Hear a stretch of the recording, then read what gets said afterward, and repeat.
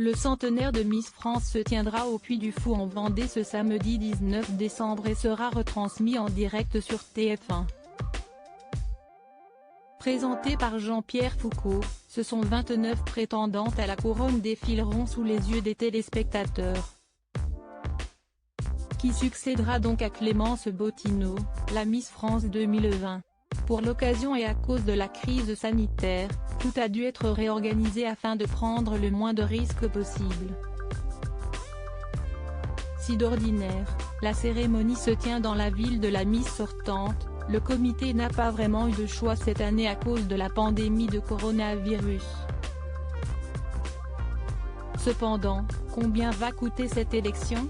Si le montant de l'élection 2021 n'a pas été dévoilé, celui des années précédentes peut toutefois donner une vague idée. Pour organiser l'élection de Miss France 2019, c'est la ville de Lille qui avait dû mettre la main au porte-monnaie. En effet, le magazine Public avait révélé que 600 000 € étaient à la charge du contribuable. Une somme un peu moins importante en 2015 puisque ce sont 500 000 € qui avaient été dépensés pour l'élection de Camille Serre. Pour Miss France 2020, la ville de Marseille, qui accueillait la cérémonie, avait décidé de verser 150 000 €. Une somme qui avait beaucoup fait débat.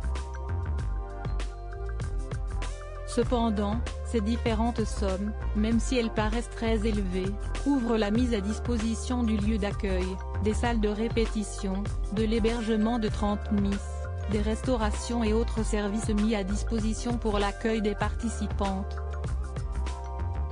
Des cadeaux qui font polémique si la cérémonie a un coût très élevé, les cadeaux reçus par la Miss élue font également polémique auprès du public. En effet, en plus de la couronne, l'heureuse élue perçoit un salaire qui peut varier entre 3 000 et 5 000 € net mensuels.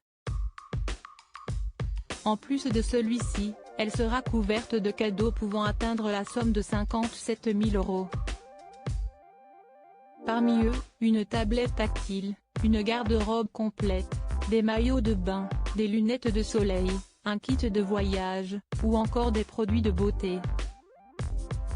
De plus, celle-ci habitera dans un luxueux appartement situé dans le centre de Paris, d'une voiture électrique, un ordinateur et même la mise à disposition d'un coiffeur à domicile. Des récompenses qui, en pleine pandémie de coronavirus, n'ont pas fait l'unanimité. Rendez-vous donc sur TF1 à 21h05 pour découvrir qui succédera à Clémence Bottineau.